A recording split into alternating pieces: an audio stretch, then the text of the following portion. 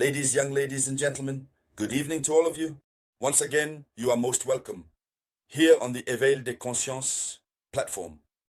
So, I ask for a thunderous round of applause, a thunderous round of applause for these elements of God, Burkina, whom we affectionately call the Immortals. Yes, that's their nickname, the Immortals, the soldiers of the people. They are back. That was yesterday, May 20th, 2025, back from the front. After carrying out a tactical sweep, a professional sweep, they accomplished a very fine mission and also took the opportunity to train many VDPs on site, many volunteers. You know, the situation in Burkina Faso and Mali has become very complex. Everyone now knows that France does not want the terror activity to end. Everyone knows it because they know that if this activity ends, Burkina will develop. They keep paying the terrorists dearly so that they come and spread terror. But the people themselves are standing up. The Union of Traditional Hunters, they have risen, they've joined the fight. They are all there serving that great man of the Burkinabe army known as Watao. They are there. Yes, organized, well structured. Every time they show up, the terrorists disappear. Every time they show up, the terrorists disappear. Yes. And that's a fact. It's an observation.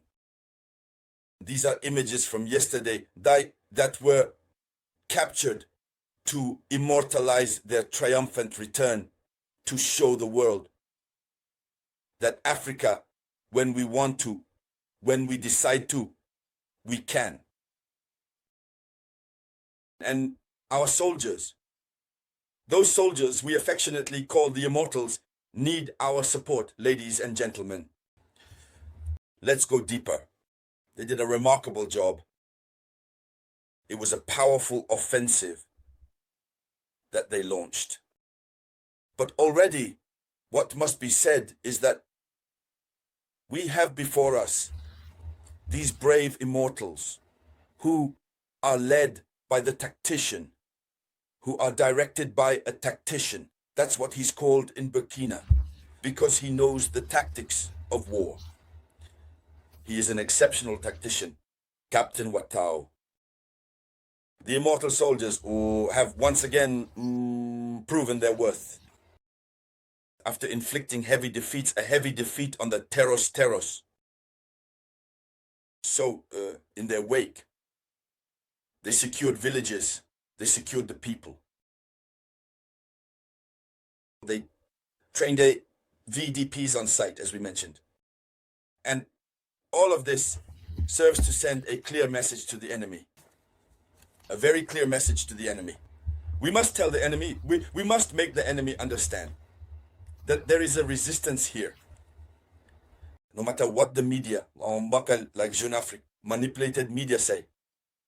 It's true, things are very tense in Burkina. Let's not kid ourselves. The terrorists have been rearmed, well funded. Lately, it's been extremely tense. Whether it's Burkina or Mali, it's very tense. If someone tells you it's easy, they're lying to you.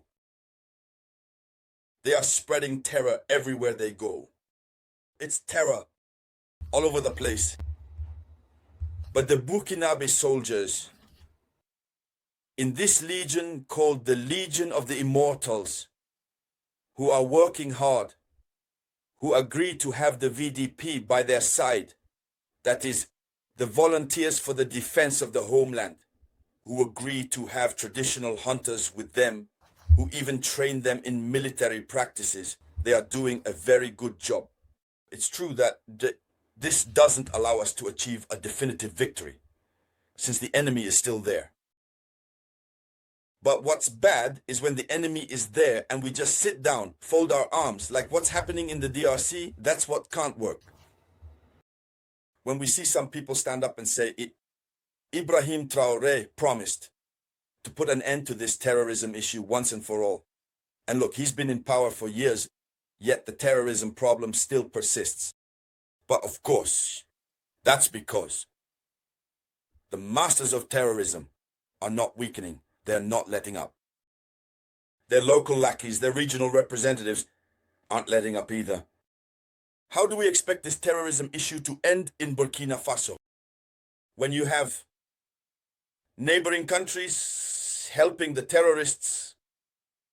The question we ask is, what legitimate demands do the terrorists have?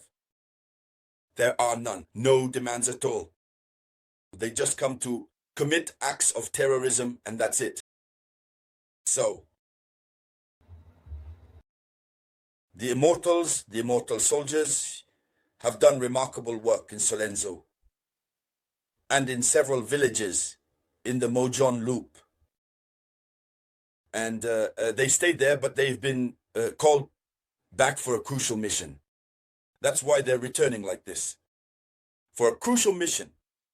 And that mission is to finish the cleanup in the west of the country. That's where armed groups, during the major operation in 2023, unfortunately managed to cross the borders into the neighboring country.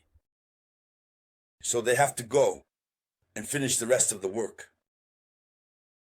And so these are people who are bold, who are determined, they have courage.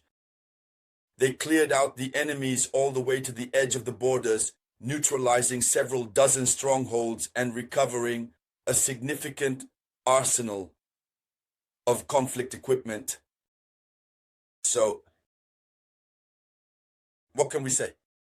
Beyond that aspect, we also have the powerful offensive that was launched on the other side, again, by soldiers from the Koloko detachment, supported by the Dozo and the National Union, led by President Ali Konate in Kenedugu. The images at that point are, I couldn't post them. Similarly, they recovered a lot of equipment, a lot of weapons. So the brave Burkinabe Defense and Security Forces from the Koloko detachment, in coordination with the Dozo and the National Union of Burkina, carried out a large-scale operation in the Saint Asso forest. The outcome of the operation, several terrorist bases were dismantled, enemy equipment was seized, 2 explosive devices were neutralized, and hundreds of heads of cattle were recovered. It's with this cattle that they feed themselves. They even found them in the process of preparing beef and all that.